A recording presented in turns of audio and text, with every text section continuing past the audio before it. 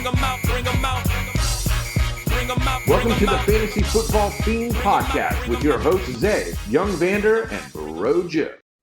Hello and welcome back to the best fantasy football podcast on the air, the Fantasy Football Fiend Podcast, presented to you by Manscaped. I'm the Fantasy Football Fiend himself, Zay, and we got the Two Live crew for you today. Fantasy Fiend, I'm Young Vander. Holla at the people. Fantasy Fiends, what's going on out there? Yo, it's playoff time. The rubber's meeting the road. Time to get to the nitty-gritty. Make sure that you know what to do for many of you the first week of the playoffs. Some people started the playoffs last week. Those that don't realize that there now is an 18th week of football. So normally, you know, most people are going for playoffs through week 15 through week 14, 15, and 16, or 15, 16, and 17, excuse me. So we're going to make sure that you know what matchups are going to make the most sense, go through a little bit of the news, rapid fire 10, and we're going to go ahead and kick everything off with the news. But before we do that, make sure that you subscribe to the YouTube channel. That's at Fantasy Football Fiend. And make sure that you subscribe to the Facebook group. Join us there at the Fantasy Football Fiend family, Fiend spelled F-E-I-N. Let's go ahead and get the party started with your news.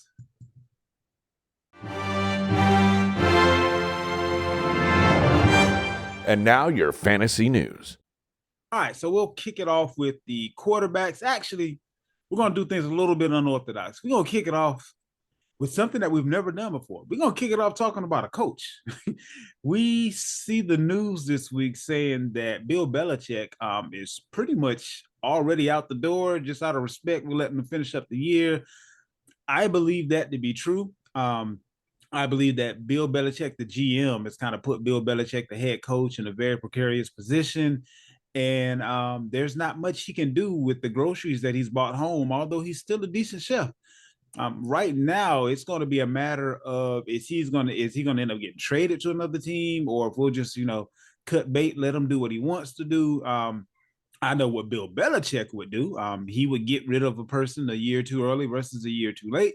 And he would maximize the situation to get the most out of them that he could versus just saying, hey, go wherever you want to go. That's normally how that works out. But how are you feeling about this whole Bill Belichick situation? Do you think this is going to be a positive for the Patriots and whoever the Patriots fantasy players may be going into next year?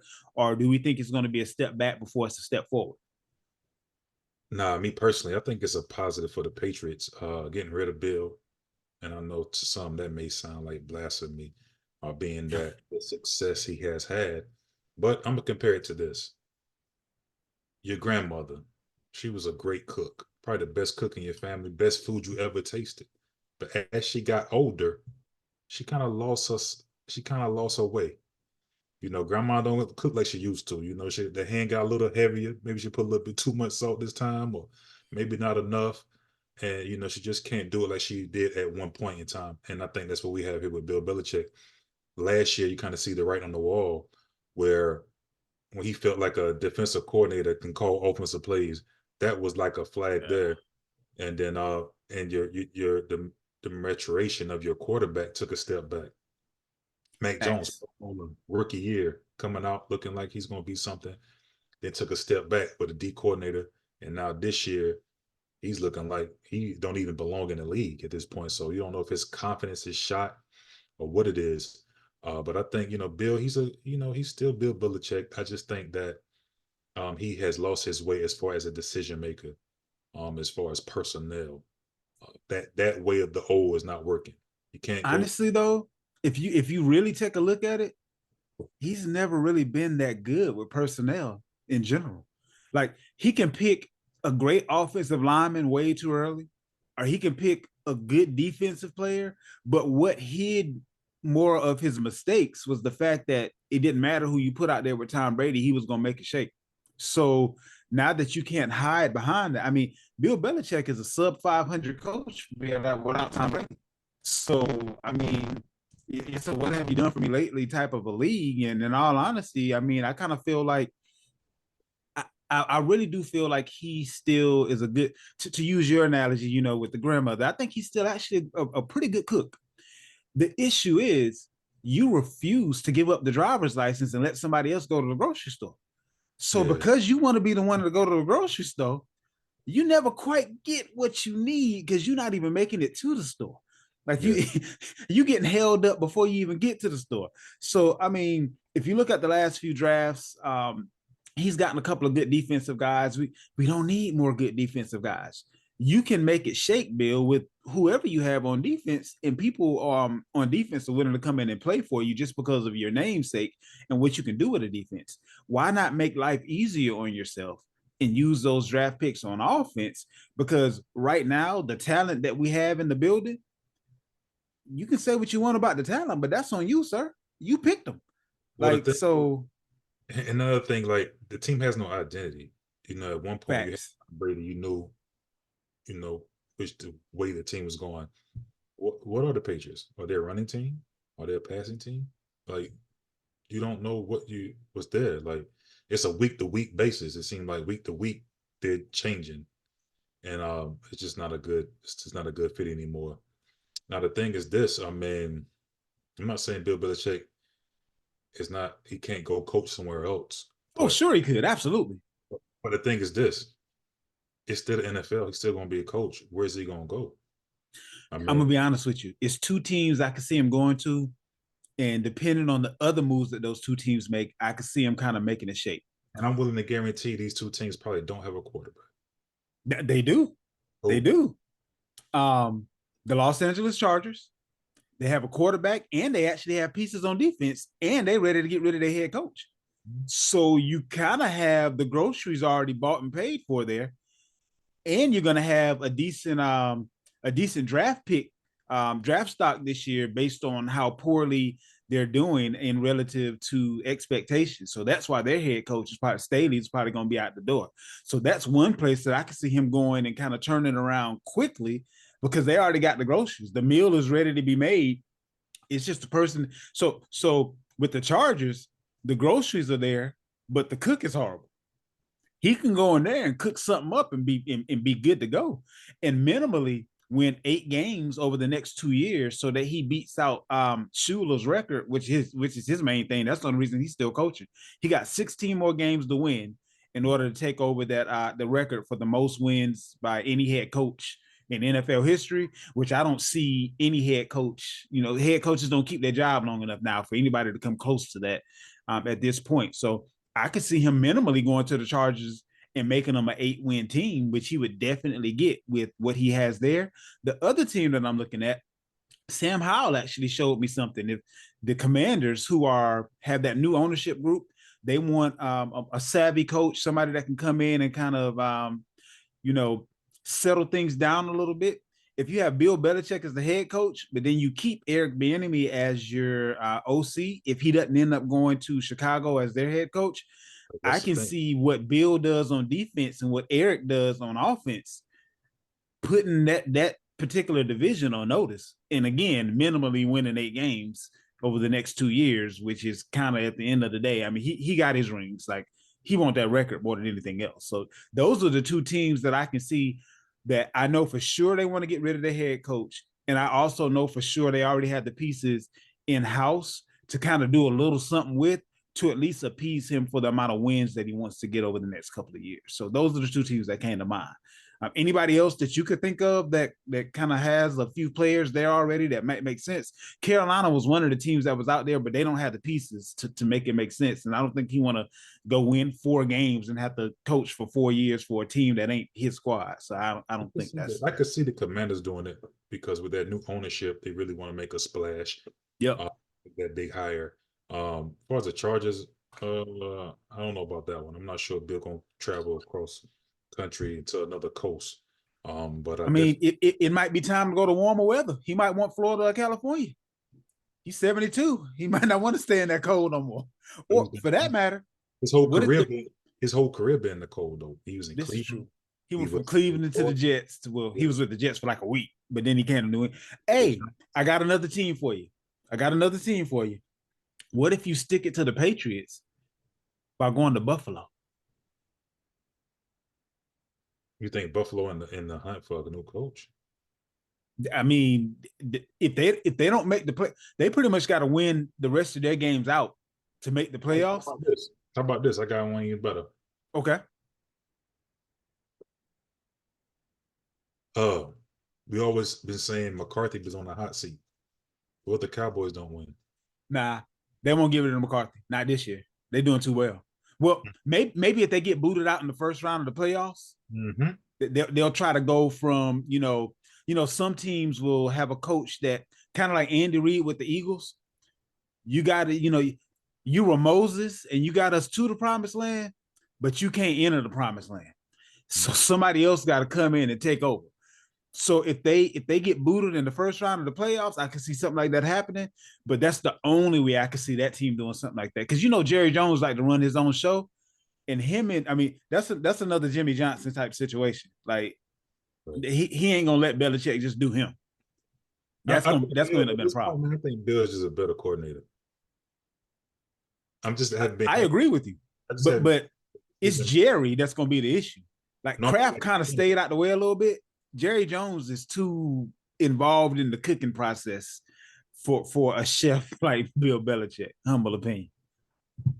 But we'll kind of see, look, whatever's going to happen, I think it'll happen early in the offseason because that team is going to want everyone else to know who their coach is because they're going to assume that's going to, well, I assume that's going to kind of help them recruit a couple of people, namely possibly from the Patriots, from that defense and things of that nature. So we'll kind of see how that goes. Go ahead and get into the QBs. Will Levis is limited on Wednesday, but the fact that he was able to get out there on Wednesday, his ankle should be good enough to go this week. Aiden O'Connell is expected to remain the starter for Thursday. Antonio Pierce, he was non-committal on who the signal caller was going to be, but they do have a quick turnaround with the game against the Chargers. Your boy, we was just talking about him, Herbert. Justin Herbert is out for the year. He already had a broken finger on his non-throwing hand. Now he has a broken finger on his throwing hand and the index finger, which is one of the more important fingers as far as throwing the rock is concerned. So, yeah, he's going to be done for the year. And that may actually be the nail in the coffin as far as the win-loss record for Coach Staley. And he was already on the hot seat. Trevor Lawrence, he opened up the week with the full practice. Trevor Lawrence is starting to become, don't hear what I'm not saying, he ain't Adrian Peterson, but he got that Wolverine gene. Most people that have that high ankle sprain, they out for like a month. Yeah. This dude didn't miss a week. Yeah. He only missed one practice. So, yeah, he heals a little bit different than most. When I heard high ankle sprain, I was thinking the Jags might be doomed for the season as far as not having their signal caller, but yeah, he's back in the fold. I mean, I know Peterson, that's your guy. You coined him with the name Wolverine, so I'm not gonna act like I came up with that one. But what do you think about Trevor Lawrence here?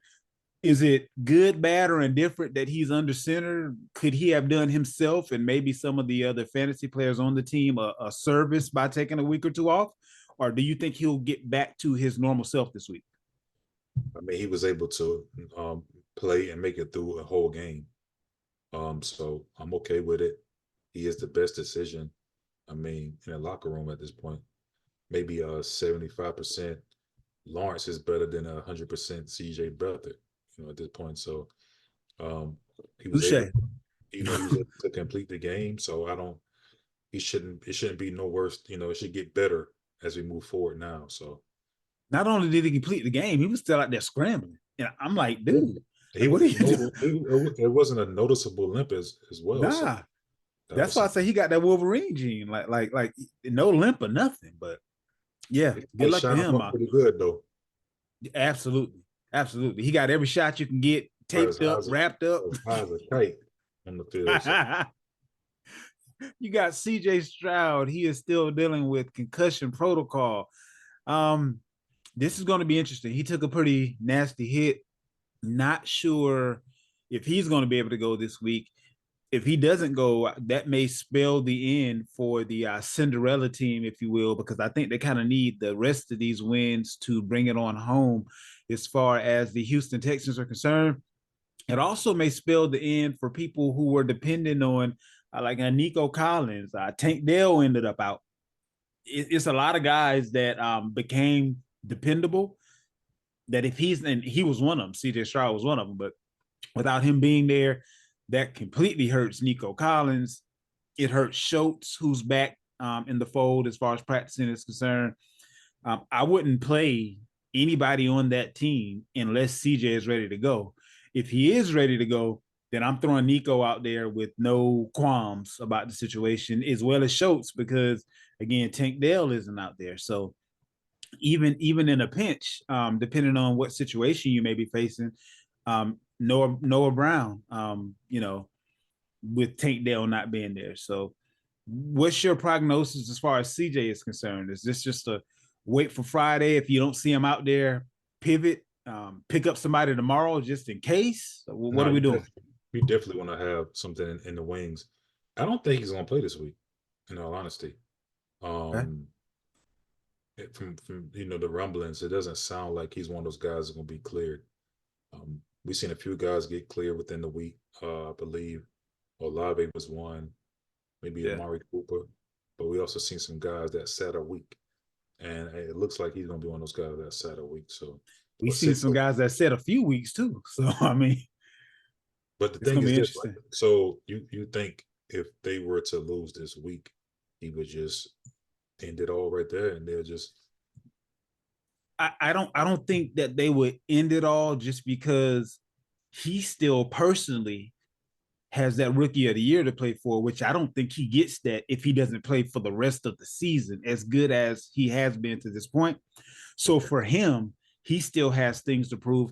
Also, they're a young team, so there's still a few things that you kind of want to, iron out so that you don't have to figure it out on next year.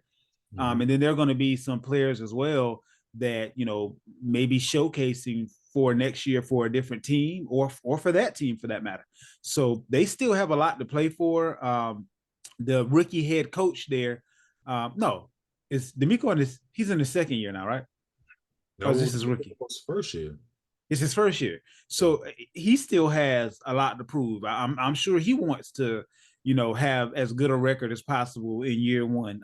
But obviously that's going to be barring the medical staff saying you're good to go, because what we're not going to do is put who is obviously our franchise guy in harm's way just for record's sake. So, there's that part. I feel bad for those CJ Stroud owners. That's the first week of the playoffs. You've been probably riding that wave all season, and now, unless you're pre-prepared, you kind of in a pickle.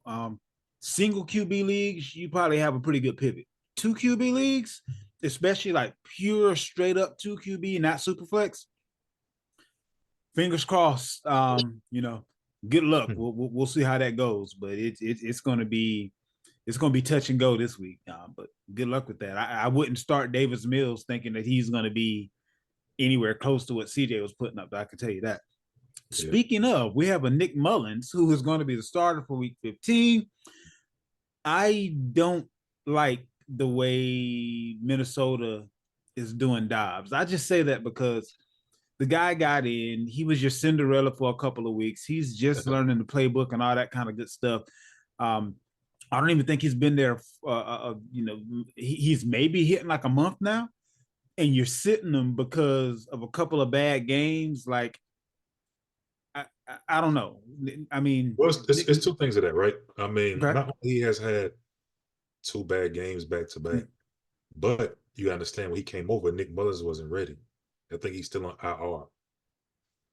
Okay, that's true. Now Nick is ready to go, and he's probably the best fit for what they have in place. He probably knows the playbook better, things of that nature. He definitely knows the playbook better, for sure. Right. He's been there the whole year, so it's probably the best fit. I didn't think about it that way. Yeah, he was on IR when they made that trade. So. Good point. I didn't even think about that. I think if Nick was available, they probably wouldn't have traded for Dobbs, to be honest with you. I can see that too. That makes sense. The only person that they had available was the rookie who didn't do too well. Didn't they end up cutting the rookie? I forget his name. Is it Jaron Hall? Yeah, Hall. That's who it was. I'm not even sure if he's still there or not, but he's third string if he is still there. I want to say they might have cut him, but they may have cut him. Easton Stick is going to be taking over out there in Los Angeles for Justin Herbert. I didn't see much his first time up to say that this is a guy that I'm just gonna put in there unless I'm in a 2 QB again situation, whereas I had to basically pick up whoever was available and I'm just don't want to get a zero. Then on top of that, we'll actually start out our wide receiver section talking about his counterpart there in Los Angeles. Keenan Allen isn't going to go this week. So it's I don't see Eckler's going to be heavily used. I know that they've been talking about splitting carries. There'll be enough carries to split between in that backfield that it won't even matter because I can't see them throwing very often with the talent that they have out there. Maybe Palmer is a spot start this week. Actually, he'll be the number one wide receiver. I think we're going to see Quentin Johnston's best game this week. You think so? I was thinking Everett would be a spot start where Everett might be the best pass catcher out there, to be honest with you. He may be this week. We just seen Quentin Johnston have a pretty decent game last week. He caught a deep ball on one, and it was from Stick. Mm-hmm. It may have a little more rapport being on that second team. True.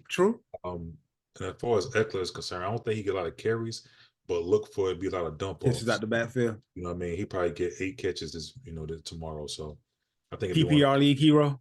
Right. So I think he'll, do his just due, receiving wise, maybe not rushing the ball wise, but we got I guess we'll go ahead and go with wide receivers. We talked about Keenan Allen. Noah Brown was able to log a limited practice. Looks like he's going to be able to go.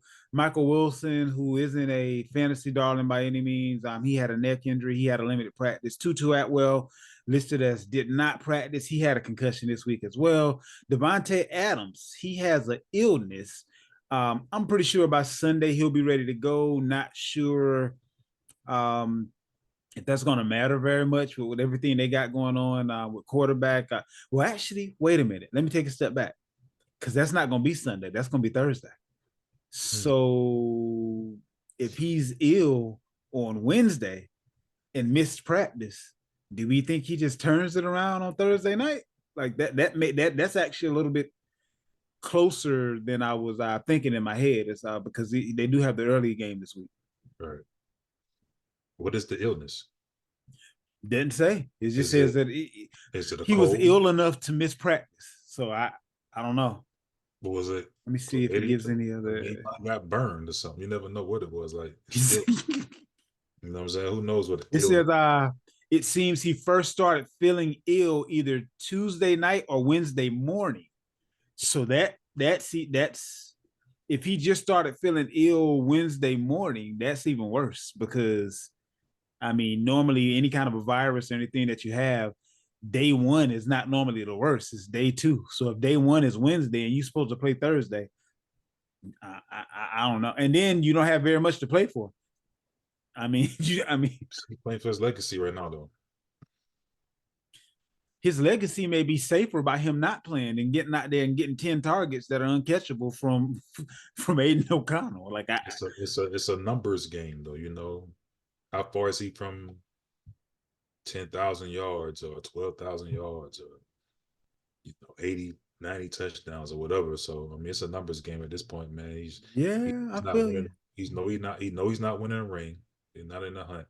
So at this point, he's just trying to pad those stats. Pad the stats a little bit as much as possible. I get it. We'll see how that works out. Have a pivot plan just in case. Myers should have a pretty good game if Adams isn't able to go.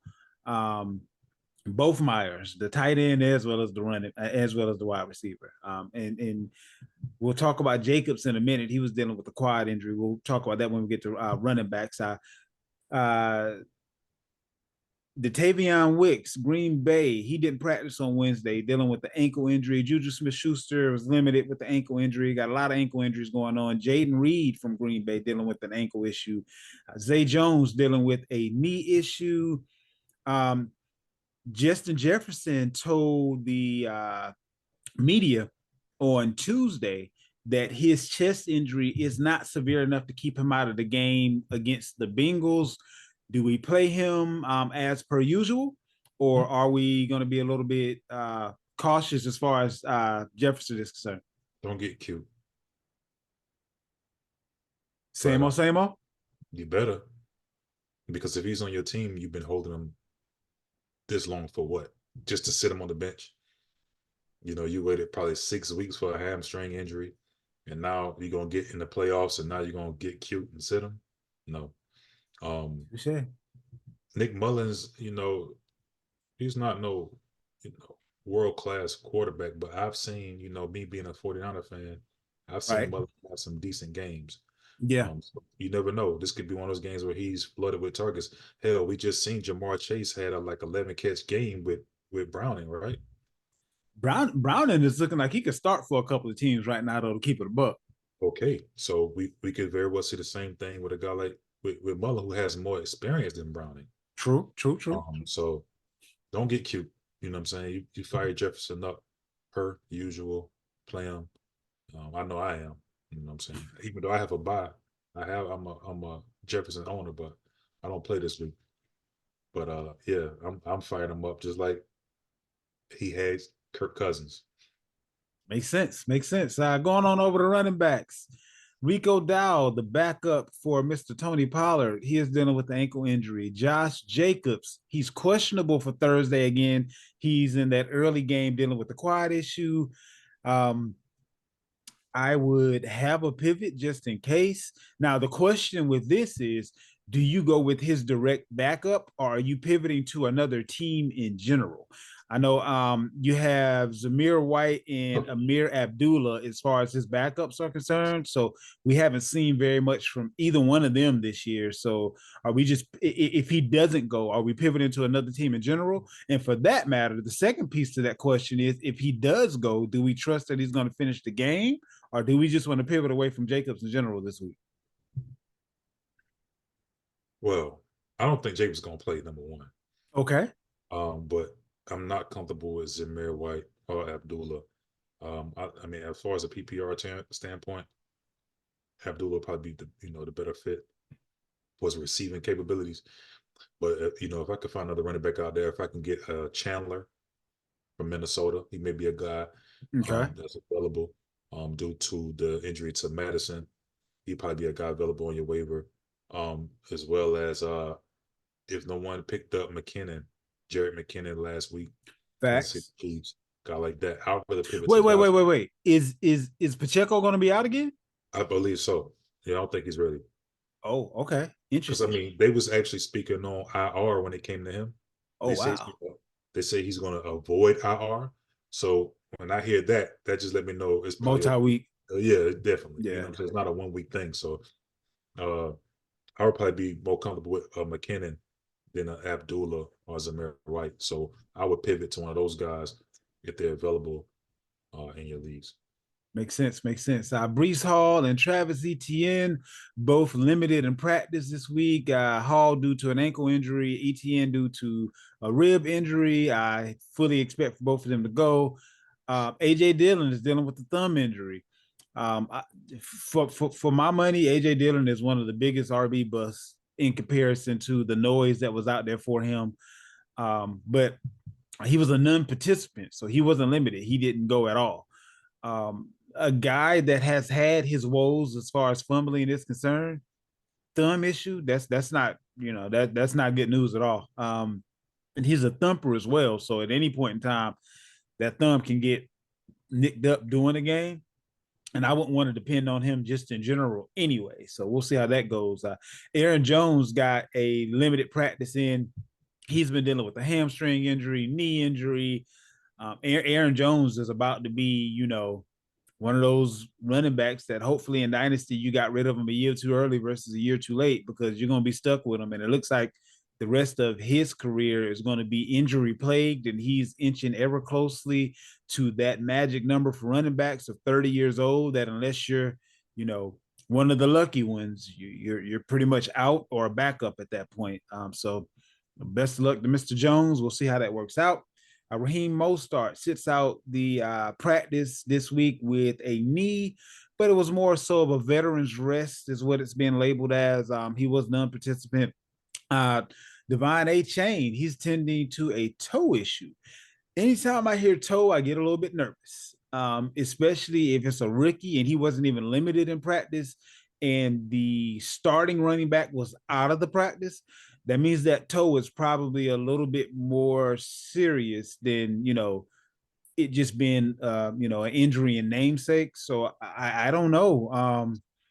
If he goes, I guess, you got to start him on the off chance that he hits one of those 60-yard home runs. I mean, that's kind of in his, modus operandi, if you will. But those toe injuries, I would definitely monitor that, because if they do deem it as being turf toe or something like that, you may just want to pivot away from him. And luckily or unluckily, depending on how you want to look at it, because he's had injury issues this year, you probably aren't dependent on him at the moment, or minimally have someone else that you can pivot to. So make sure you keep your ear to the ground on that.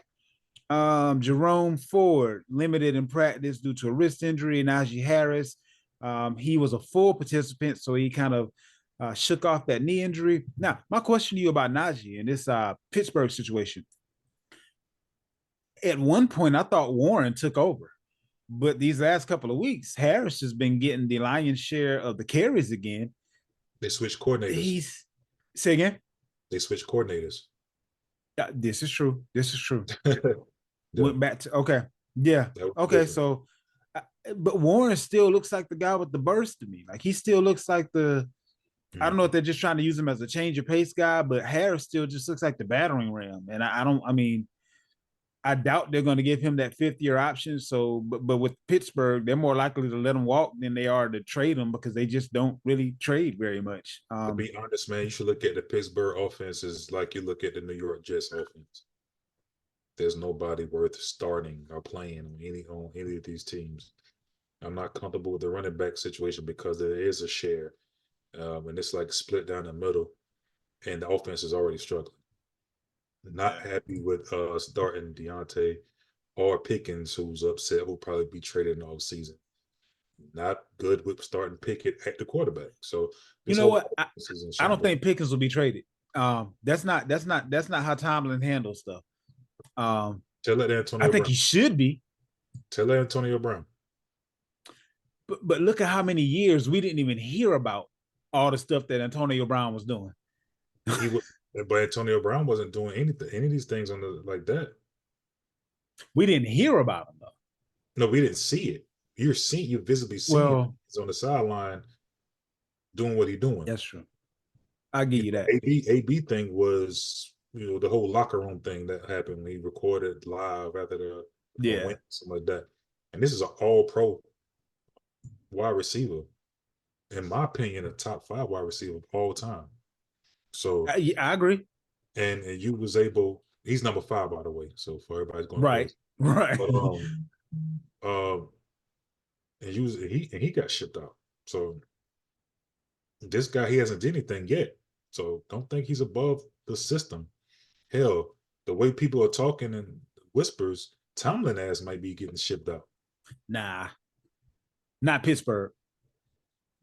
Honestly, I think they have more wins than they should have because of Tomlin. That offense is atrocious. He doesn't deserve it at all. No, but some of the decisions he's been making as of late, personnel again, we're talking about holding on to certain players a little bit too long. Canada, the OC was there way too long. That's what Pittsburgh does in general, though. That like predates him. Like that. I mean, they've only had 3 head coaches in like the last 25 years or something like that, if not longer. Yeah, but they have had several coordinators over these years. So in Canada, I can't think of any one of their coordinators that got booted out mid-season though. Not mid-season, but after the season. This one just was so bad. What are you gonna? I mean, the guy they got now, he's not gonna be there. Facts. These guys, I don't think Pickett is gonna be the guy. They're gonna be searching for a quarterback. Don't sleep on them for they may Oh, find a veteran.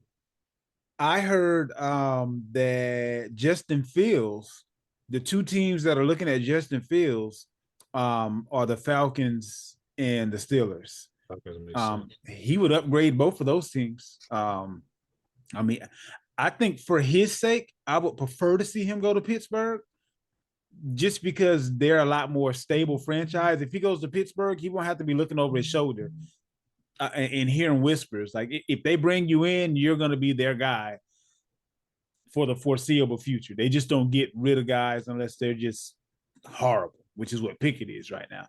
You go to Atlanta, I don't know. I like to see him Atlanta without Arthur Smith. But Arthur Smith ain't going anywhere, so I wouldn't wish that on Justin Fields. Go. You know what I'm saying? I could change that franchise around like that. If they just let me make a few changes, Fields will be up. Fields will be. But look though, I should be the GM. It's not the GM's fault.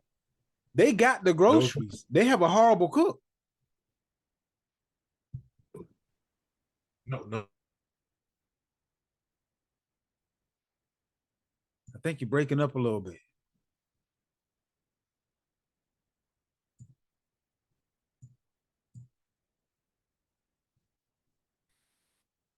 That dude gotta go.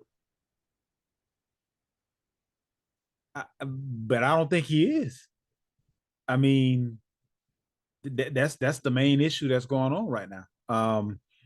They have the talent, they just don't have the person to put it all together. So that's going to be interesting to see what they do in the offseason as far as coordinators are concerned, what duties they may take away from Smith. So we'll just have to kind of see how that goes. And that pretty much does it for the news. Let's go ahead and hop right on into Rapid Fire 10. You get.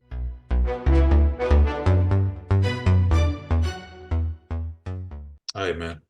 Rapid Fire 10, man. 10 quick questions, 10 quick answers, the playoff edition. So, Zay, get the people right. They can't afford to lose. They got to have the best intel, information, answers. Let's get right into it. Absolutely. Quarterback position. Tommy DeVito. Matter of fact, let me stop real quick. Have you seen Tommy DeVito's agent? Yeah. Yeah. Like a wise guy, man. Like he's straight out the Goodfellas, man. Like he might be. Look like the local numbers running. Like the money. Danny DeVito or Baker Mayfield. DeVito, staying in the flames. Staying in the flames. Danny DeVito or Trevor Lawrence. Okay, with that one, I'm gonna go with my guy Lawrence. He's a week past the injury. I'm gonna go with the guy that has done it more times. I think you're safer with Lawrence. Okay. We got Cuba Hubbard or Tony Pollard. I think I'm gonna roll with Tony Pollard. He has the bigger chance of being able to just break one off and hit that end zone. I like that overall offense a lot better. So PPR as well. We got Jerick McKinnon or Najee Harris. McKinnon, especially in PPR. Give me McKinnon. I like him as well. Okay, on this one, we have Drake London or Zay Flowers. Drake London or Zay Flowers. Zay Flowers had a tremendous game last week. He doesn't normally do it 2-3 weeks in a row. Give me London. He's the one getting all the love right now for Atlanta. I'm got Carolina. My boy is back. My boy Horn, JC, he was had a solid week last week, so he gonna see a different This man. is true. That's I probably why. feel you on that. I don't know. Flowers just I haven't seen him put up 2 games like last week, 2 weeks in a row. So I think worst case scenario for London is he'll look up and get a couple of bombs, and might be able to make your fantasy week with one catch. Honestly, Okay, so we got Cooper Cup or Jalen Waddle.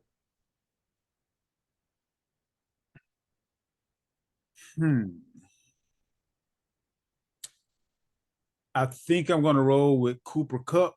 Um, give me a number 1 wide receiver over a number 2 wide receiver, and it looks like him and Stafford kind of got back on the same page last week. So I'm gonna stay in the flames with Cup.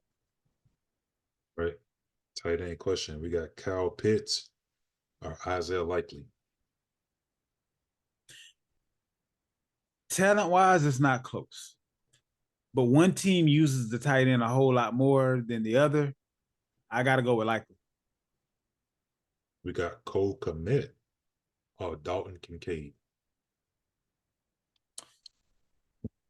Give me Komet. Knox came back in last week and immediately got some love. So it looks like they're going to be splitting. So give me the guy that it's his job and his job alone. All right, we got the Atlanta Falcons defense or the Kansas City Chiefs defense. You got the Falcons going up against Carolina, and you got Kansas City going up against England. I just saw that going up against the Patriots. That's a good one too. Actually, I'm gonna go with Atlanta. Bailey Zappi got in there and showed us a couple of things last week. He put up 21 points in the first half of a game. So I'll go with the guy that has Bryce Young put up 21 points in a game this year. I mean, like I don't Maybe know that once. He had a once maybe. Yeah, maybe Okay, one. well, Was it Detroit game? He had one game yeah. that he played pretty well. Give me any defense going up against Carolina, and if you can stash defenses for the rest of the year, as far as that's concerned, that have Carolina any given week, go ahead and make that stash. Hey, last but not least, man, this is a nice flex question. We got Devonta Smith or Ezekiel Elliott.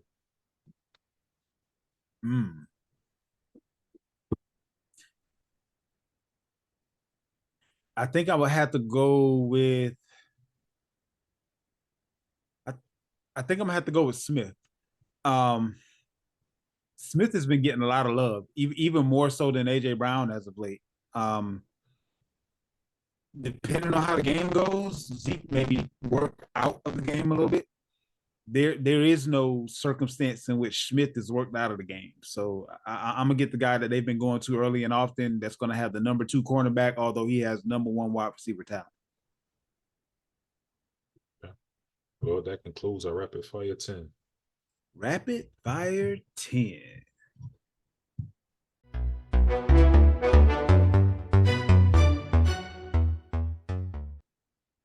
All right, good people. So let's get on through these matchups. Make sure that you're ready to roll. A lot of these are going to be kind of, is what it is. So some guys you're going to have to start. It doesn't matter the matchups. You don't want to get cute in the playoffs. And then there are going to be some guys where you may be able to pivot, maybe looking at a flex spot or something of that nature. So we'll go through them quickly here. First game up on Thursday, we have the Chargers going up against the Raiders. This is a 34.5 point over under.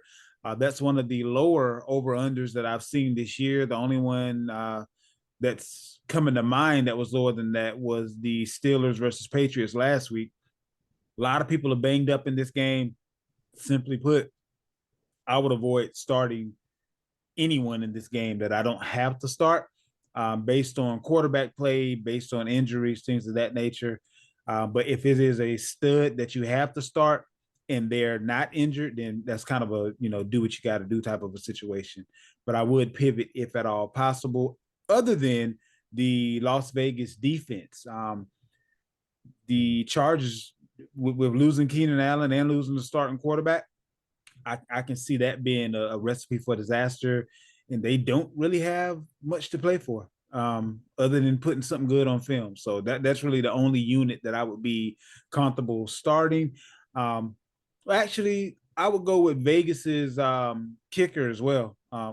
He's been missing some field goals too, though. I mean, they're going to get him. I think they'll get him within range, but that's how I'm kind of feeling about that matchup. So, for instance, would you play a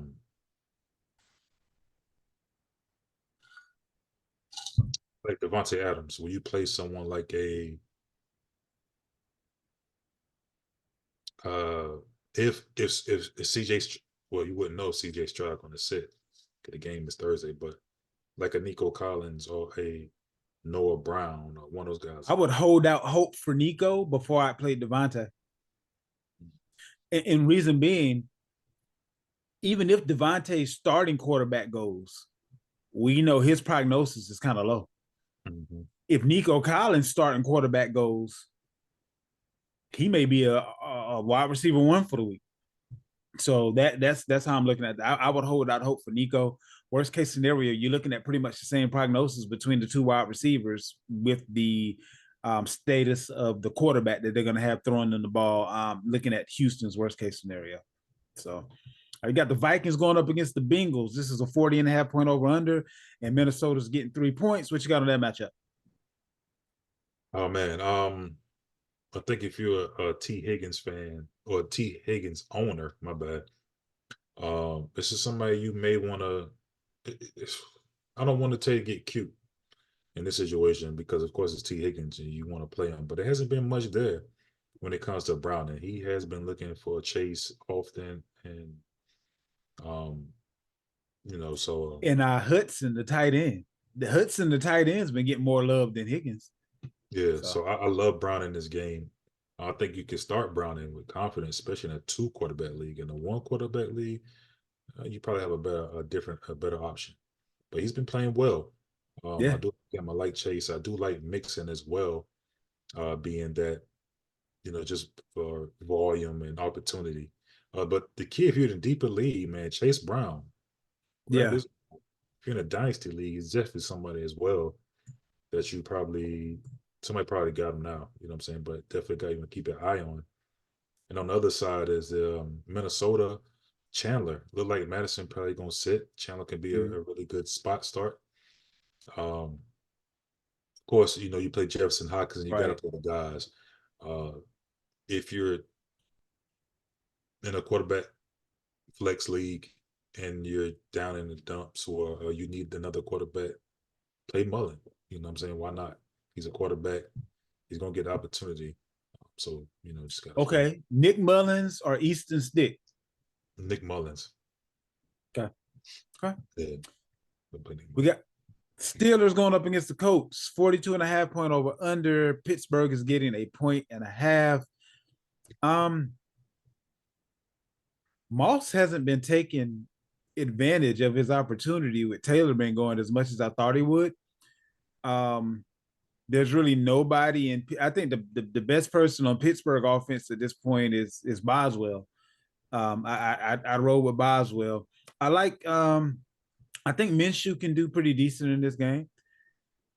I don't necessarily want to trust Moss in my playoff spot, but if I have a flex spot that I have to have a guy to go in and I'm kind of tossing it around, he may be a guy that I would look at. I wouldn't want him to be one of my running backs that I'm dependent on because he hasn't been getting touchdowns the last couple of weeks.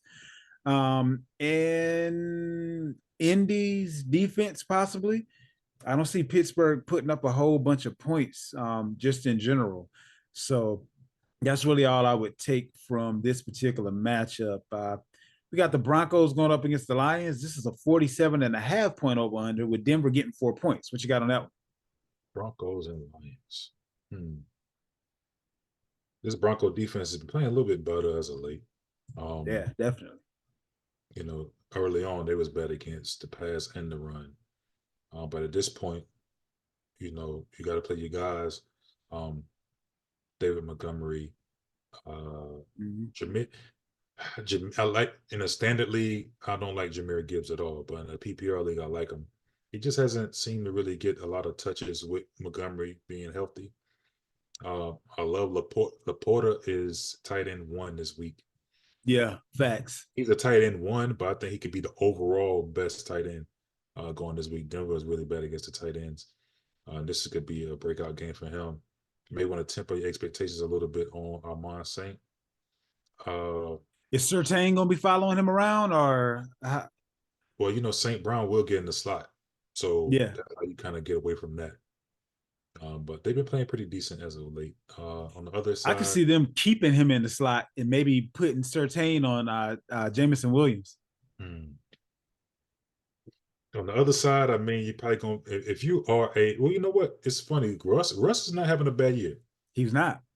He's not having a bad year. But fantasy wise, Javante's been doing decent too. yeah. I mean, at this point, if you're in your playoff, you got to play these guys. Jerry Judy, don't play him.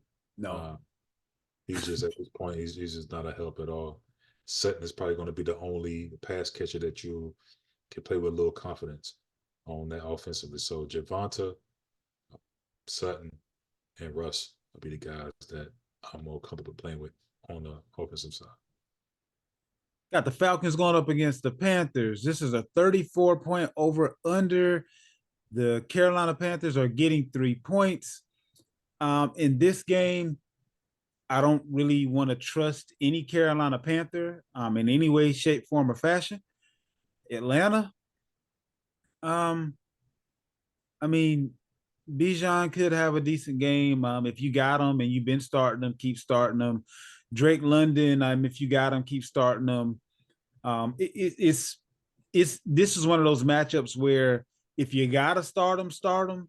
But I can see this being one of those divisional, 14-17 type situations. And that's been nice to Carolina, saying that they might put up 14, to be honest with you. Other than Atlanta's defense, which I think is going to have a couple of sacks, maybe a couple of interceptions, could mess around and be one of those games where they have a pick six or something like that. But outside of that, that's the only unit that I am supremely confident in as far as this game is concerned. I love got Bijan. the Bears. Say again? Bijan should have his best game of the season in this game. I can see that. Carolina is like worse in the league, one of the worst teams, if not the worst team in the league against the running back. The thing is, though, you got Arthur Smith that may or may not actually.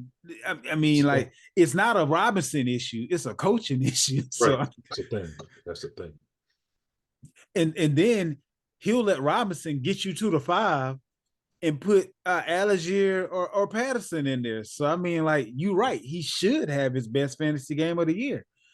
But will his coach allow him to? Like, that's, that for fantasy reasons, I hope they get rid of Arthur Smith, but they're tied right now in the division for first in the division. So I can see why the owner's like, well, you could do worse. So, that's neither here nor there. Browns versus the Bears. This is a 38.5-point over under. And Chicago is getting 3 points. In this one, Cleveland's defense has been on one, which scares me to say you should start Fields if you got him. But I can't tell you comfortably to sit Fields, because even if they don't put up a lot of points, because of how much he runs, if he makes it through the game against this defense trying to run the ball that much, I think he'll have a decent stat line, especially if you're dealing with the 2 QB league. On Cleveland's side, stay in the flames with Flacco, man. Like Cleveland's defense, Chicago's defense hasn't been all that great. So Flacco, Cooper, even Ford, if the prognosis is good on him as far as his injury is concerned, he was limited today, he should be good to go. So I can see Cleveland winning another game and marching ever so closely to that playoff picture and being second in that division. But I would start Cleveland's defense, because the fantasy points that I think that are going to be scored by Fields, by DJ Moore, by Kmet, I think it's going to be going up and down the field, getting yards more so than scoring points, if that makes sense. So that's why I'm kind of at on that one. You got the Buccaneers going up against the Packers. This is a 41.5 point over under. Tampa Bay is getting 3 points. What you got? Bucks Packers. Pivot from AJ Dillon, man. Absolutely. Point, don't risk it. You know what I'm saying? And for me saying that, he gonna go out here and have a great game. Right? But don't. I mean, you gotta if you're in a win, you gotta win. You know what I'm saying? You're in a situation where every point counts, and I'm just not happy with AJ Dillon. Even in great matchups, he hasn't been performing as well. If you're in a one quarterback league, pivot from Jordan Love, and this is a sweet matchup. It's Tampa Bay is horrible against the pass, so the matchup They is are. there. But Jordan Love it's been a roller coaster ride. Dr. Jekyll, Mr. Hyde. I actually got me my bye week due to his poor performance last week. So on the other end, I do like Rashad. I continue to run that up. He's been playing as well. Baker's two quarterback league, he got to. He's probably not even in discussion in a one quarterback league. Nah, he's probably on the waivers in a one quarterback league. Right, but I'm okay with playing guys like Browning, these type of guys over Baker Mayfield. Of course, I think Chris Godwin. I'm not sure if he's going to play this week, but he'd be a guy that I would want to sit and pivot away from. And the only pass catcher I'm confident in is the Mike Evans. So Mike Evans and Rachaad White, only guys I like on the Tampa Bay side. On the Green Bay side, if you're digging deep, try Kraft, the tight end. He's the only guy in town at that tight end position, so he's been playing pretty decent, getting a few targets here and there. I will go that route. Giants versus the Saints, 39 point over under, and the Giants are getting 6 points.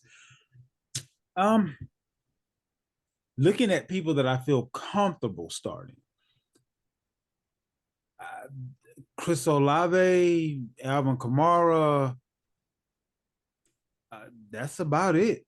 And again, I use the word comfortable starting. This is the playoffs, so if you can pivot away from the Giants offense, I would do so. New Orleans defense is pretty decent. But if you're looking at a 2 quarterback league, DeVito, I'd throw him in there in a 2 QB league. Barkley, flex spot, something like that, somewhere where if he pops off, great. If he doesn't, he's not killing your week, but I wouldn't depend on him. What is your boy's name? Give me 2 seconds to look. The wide receiver for the Giants that finally Hyatt? it's kind of who you got? To my Hyatt? Not Hyatt. It's the guy. Nah, hold on. Give me a second. Let me see. Wan'Dale Robinson. He finally showed up. He was dealing with injuries and all that kind of good stuff. He had 7 targets, 6 receptions, 79 yards, and 2 rushing attempts for 36 yards. So he had a pretty decent game. He put up close to 18 fantasy points without a touchdown on last week. So they're kind of using him again. Not comfortable with him, but if you need a spot start, in some cases he may be available on the waivers. No one's really paying much attention to Wan'Dale unless you're looking at like a dynasty league. He's probably on someone's roster somewhere. But if you need a pinch, if CJ ends up being out and you got to replace Nico Collins and or you got to replace Devontae if he don't go and you just kind of scrounging on the waiver wire, that might be a guy that's still there. But yeah, there's not a lot of comfortability in this matchup, and you never know when that carriage may turn back into a pumpkin. As far as DeVito is concerned, I don't believe that he is him. I believe that he's just been playing like him for a couple weeks. So you could have that as well. You got the Texans going up against the Titans. This is a 38 point over under, and Houston is getting 2.5 points. What we got here? Let's look at the Houston Titans history, man. This should be a huge Derrick Henry game. I mean, he usually crushed the Texans, especially around this time of the year. And there's always playoff time. If you've been a Derrick Henry owner over the years, you already know this is the Yeti. He comes You get down better here. in the cold. You know what I'm saying? And the Texans is always a late game for some reason. And they always a playoff game for him. I love him this week. Temper your expectations on DeAndre Hopkins. Not only he's ill, but Stingley has been playing lights out since coming back from Yeah, his injury. true. On the other side of the ball, I kind of want to pivot away from Singletary and Pierce because now that Pierce is back, it's a split. They played well without it. Singletary played well without one, but once they're together, it's a mess. And the Titans got a pretty decent run defense too. So Well, they over the history they have been, but they have given up some good stuff lately. But I'm not really a fan of the Houston offense if CJ Stroud is not at the helm. facts. Yeah. But sneakily, maybe a Schultz, he's back from his hamstring injury.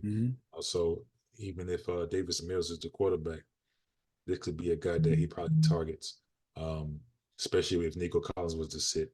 We already have Tank Dell out, Noah Brown, who may play, but Schultz can very well be one of the better pass catchers available, and maybe have backup quarterbacks sometimes lean on tight ends, so he could probably be tight ends and slot receivers for sure. he could be a sneaky start, especially for like a DFS. Jets versus Dolphins. This is a 37-point over-under. As you can see, the trend is there a whole lot of lower over-unders this week. So we might be having some lower wins as far as fantasy is concerned. It might not take quite that big score that you're normally used to. But you got Jersey going up against Miami, 8.5 points going towards the Jets. I think that Miami's offense will go as far as Hill is able to go. He pretty much only played about a quarter of this past game, dealing with an injury. So I don't know for certain whether or not he's going to be able to go. And if he doesn't go and Waddle has Sauce guarding him, good luck with Waddle. That's going to completely diminish Tua. And I know you're dependent on Tua. As far as the 2 quarterback league is concerned, and unless you just stockpiled QBs, you're probably dependent on them in a 1 QB situation or a super flex situation for sure. But it's going to be up in the air. Miami's dealing with a lot of injury. The Jets are coming off of a decent win, and their defense has never been the problem with their team. So it's going to be interesting. This is going to be one of those that I really need you to kind of keep your ear to the ground, verify what injury is looking like, and then kind of make a decision from there. I'll say this though, divisional game, Jets getting 8.5 points. I'll take them 8.5 points. I'm gonna tell you that right now.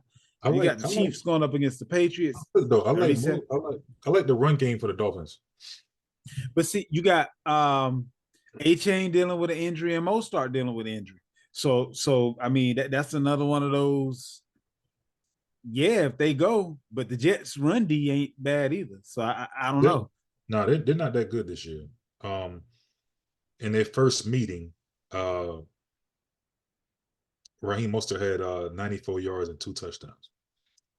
So you have to look at the fact too that they were paying so much attention to the pass that it opened up the run. If Hill don't go, that focus switches because Sauce gonna take out Waddle by itself. So now you can just completely focus. That safety don't have to worry about Waddle as he would with Hill. So I don't know that they wouldn't bottle up that run offense based on what the safety doesn't have to do if Hill don't go. So that's why I say, you're gonna have to really pay attention to the injury report with that squad. Chiefs Patriots 37-point over under. That sounds familiar again. 8.5 points going to New England. I'll say again, take the points. The Chiefs have only put up 21 points. They haven't put up over 20 points in like 6 or 7 games this year. And the Patriots defense has been on one all year. The offense just hasn't caught up. So I can see that 8.5 been more than enough points to kind of keep the Patriots running pace. But who do you like in this one? Fantasy wise, like I said, we speaking on pivoting to different running backs, and we have 2 of them in this game. Not sure what Stevenson's going to do, but if he's not available, don't be afraid to I play don't think Ezekiel. he's going to be available as of right now. It doesn't look like it, at least. So don't be afraid to play Ezekiel Elliott. If you look at the box score, he didn't run the ball very well, but he did catch a lot of balls um this past week, and that helps in this PPR thing, right? For sure. So I like Ezekiel Elliott in this game. On the other end, I like Jarrett McKinnon, who's also going to be able to catch some balls out of the backfield. I love those two guys to pivot to from away from some of your normal starters that you're used to, accustomed to starting. Um, this Kansas City defense is pretty decent. It's pretty Yeah. good defense. Don't get caught up in the Zappy hype. He may come back down to earth this game. You know what I'm saying? So, I know the Chiefs are pissed off. They feel like they lost a game due to some bad, play calling from Yeah, for sure. flags from the referee. So they're probably gonna come out trying to shake something. But it'll probably be one of those Kelsey games.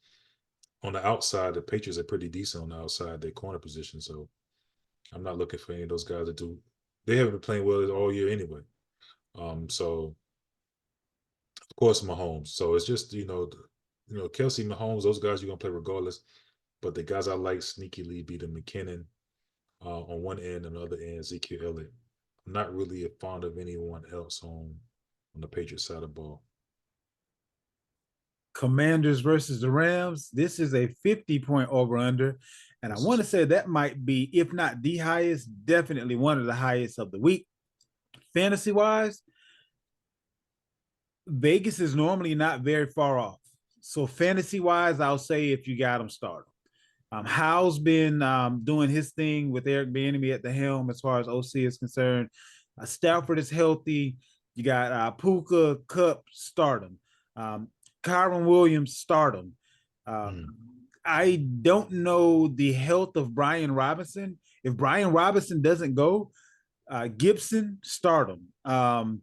Now, the wide receivers, as far as Washington is concerned, this is where you kind of have to be a little bit more cautious. But I would feel comfortable starting Dotson as well as Scary Terry.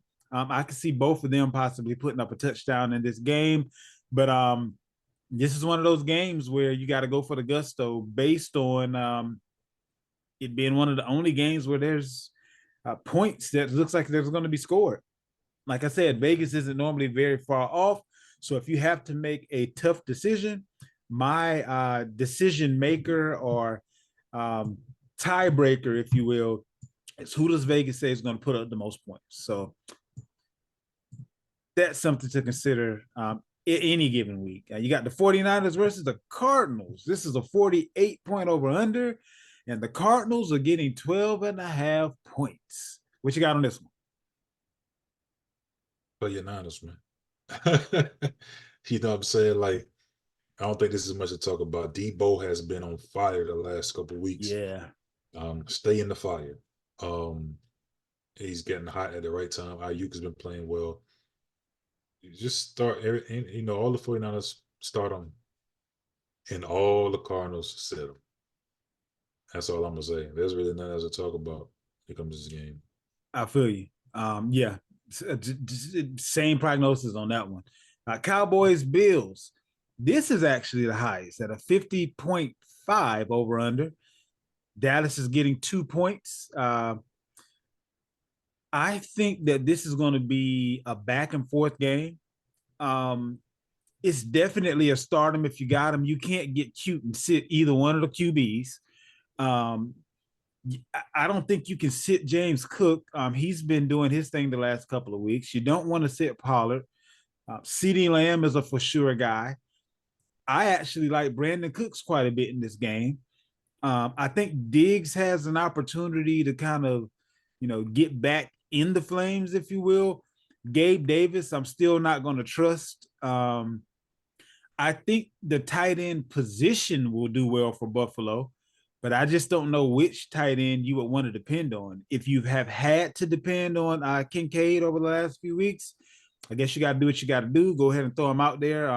but I do see the tight end position doing well. I just don't know how how those targets are going to break up and who they're more likely to go to in the red zone. But simply put, with this over under and with the two teams that are playing, start them if you got them. Ravens versus Jaguars. This is going to be the Sunday night game, 42.5-point over under. The Jags are getting 3.5 points. What you got?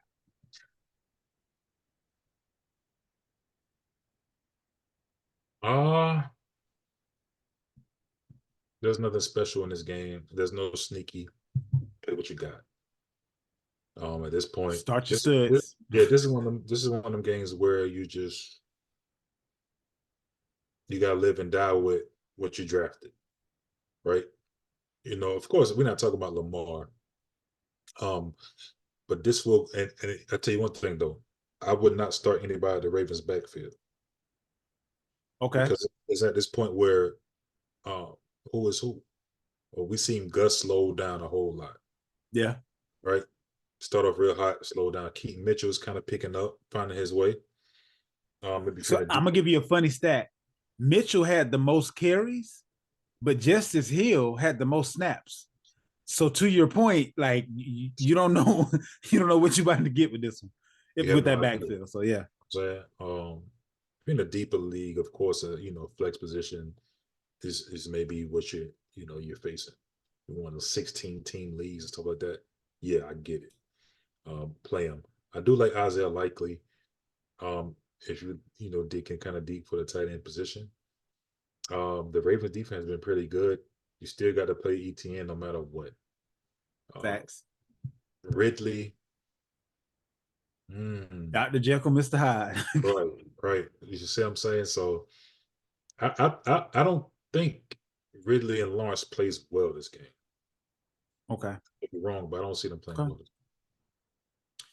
Last matchup, Eagles versus the Seahawks. This is a 47.5-point over under. The Seahawks are getting 4 points. The same thing that you just said about Kansas City, I can see with Philly. I can see this kind of being a get-right game for Philly. And I can see them going in, utilizing all their weapons.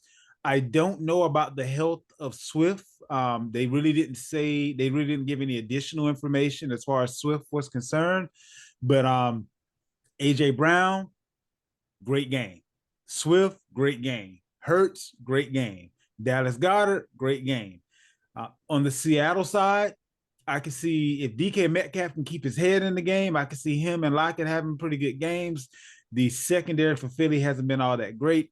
The Philly defensive line has still been pretty decent. So I would temper my expectations as far as Walker is concerned, but as long as he's healthy, you got to start him minimally in a flex spot. So, but now the thing with Seattle, the other thing about Seattle though, if Geno doesn't go, still dealing with that groin injury, it could be even worse than, the initial prognosis. As far as Lockett and DK are concerned, if Lockett is the one throwing the ball, Locke,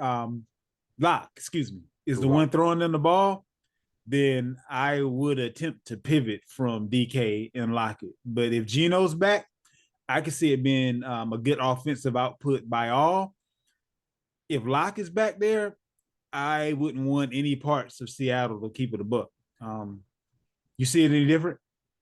Yeah, I agree. I think that Geno make play. He was limited last week, all through the week. Kind of was like a game time decision.